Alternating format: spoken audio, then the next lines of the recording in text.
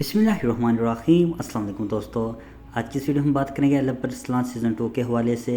आज के हमारे मौज़ूआत चागरी बे, एक बड़ी जंग जो कि सुल्तान तुगरल और इनाल बे के दरमियान होगी और इनाल बे को सुल्तान तुगरल क्या बड़ी सज़ा देंगे।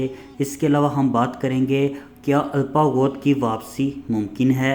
इसके अलावा हम सफ़ीरिया खातून का किरदार अदा करने वाली अदाकारा के हवाले से भी डिस्कस करेंगे। तमाम तरह मालूमात जाने के लिए वीडियो को अंत तक ज़रूर देखिएगा और अगर हमारे चैनल पर नए हैं मेरी आपसे गुजारिश है हमारे यूट्यूब चैनल को ज़रूर सब्सक्राइब करें। दोस्तों, सीज़न 2 में हम देखेंगे जैसे कि चागरी बे की वफ़ात हो जाएगी। तारीख़ के मुताबिक भी सुल्तान तुगरल और यिनाल बे के दरमियान एक बड़ी जंग हुई थी। एलब अरसलान ने सुल्तान तुगरल का साथ देकर अपने सिपाहियों के साथ बहुत बड़ी शिकस्त दी थी। इसी तरह एलब अरसलान ने बिल आखिर यिनाल बे का सर भी कलम कर दिया था।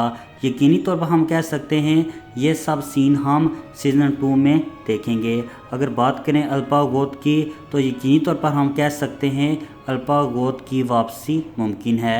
मेरे तजज़िये के मुताबिक इसकी वापसी ज़रूर होनी चाहिए। इसके अलावा एमरे कोनक ने अपने ट्विटर अकाउंट पर एक तस्वीर शेयर की है जो कि सफ़ीरिया खातून का किरदार अदा करेगी, जो कि आप मेरी स्क्रीन पर देख सकते हैं।